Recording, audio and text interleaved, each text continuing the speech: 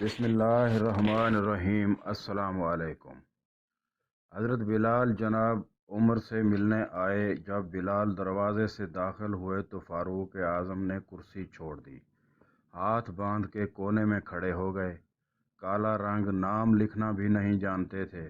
کیسر و کسرا کو خاطر میں نہ لانے والے عمر بلال کے سامنے کھڑے ہو گئے۔ لوگ کہنے لگے، عمر کون آ رہا ہے جس کے لیے آپ کا یہ استقبال ہے؟ حضرت بلال آئے، کہنے لگے، امیر المومنین کیا کر رہے ہیں؟ عمر نے بازو پکڑا اور اپنی کرسی پر بٹھایا۔ حضرت بلال کہنے لگے، حضور میں غلام ہوں، مجھے تو طریقے بھی نہیں آتے کہ ان کرسیوں پر بیٹھنے کے۔ میں غریب ماں کا بیٹا ہوں، غلام باپ کی اولاد ہوں۔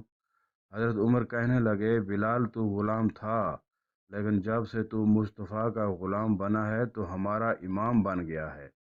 اب تو امام ہے رسول اللہ کی امت کا۔ فرمایا، مجھے وہ دن یاد ہے جب مکہ فتح ہوا تھا، بت ٹوٹ گئے تھے، بڑے بڑے سردار تھے، اور میرے نبی صلی اللہ علیہ وسلم نے فرمایا، بلال سے کہو کہ کعبہ کی چھت پر چڑھ کے اذان دے۔ لوگوں نے کہا، حضور کسی اور کی ڈیوٹی لگا دیں۔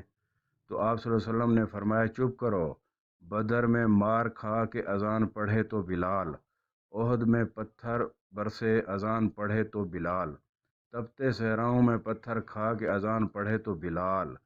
بلال کو بلاؤ، اور آج اگر اللہ نے عزت دی ہے تو میں لوگوں کو دیکھ کے بلال کو عزت کیوں نہ دوں؟ فرمایا، کوئی اوپر نہیں چڑھے گا۔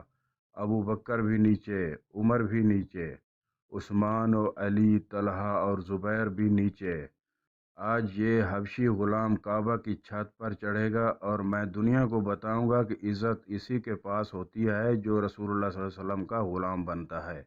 اللہ اکبر۔